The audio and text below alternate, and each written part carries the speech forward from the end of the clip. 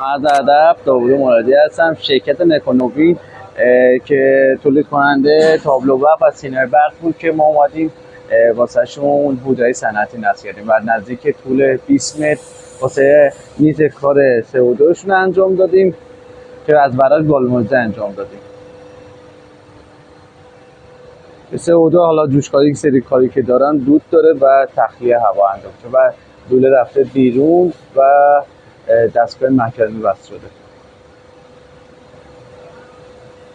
و همین این تقسیم هوا خیلی مهمه توی حوض صنعتی که باید انجام بدیم که همه خروجی ها باید یک اندازه مکش داشته باشه و اینم که حالا یه حوض بزرگی هم که انجام دادیم 3/4 واسه دستگاه CNC شون بود که انجام دادیم که دوستانم دارن واسه برقش انجام میدن که نورش اوکی بشه واسه شون و لوله کشی شده و از سقف شیرونی رفته بالا.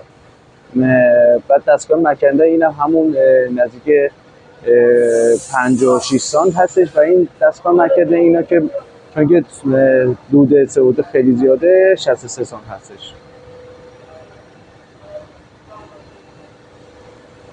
برق گالوانیزر نزدیک برق 1 میل بوده که استفاده کردیم چون که بخاطر استیل اینجا زیاد مهم نیست، بخاطر همون گالوانیزر استفاده کردیم. عرض حوض هم 1.20 انجام شده. باز مهندسین از اگه سوالی چیزی بود داشتید در خدمتیم. ما دوستانمون میان سر پروژه حتی واسط نقشه و طراحی میکنن و طبق اون جایی که دارید رو انجام میدن. در خدمتم. اینم که نور بچه‌ها زحمت کشیدن نور بود اوکی کردن. در خدمتم. خدایا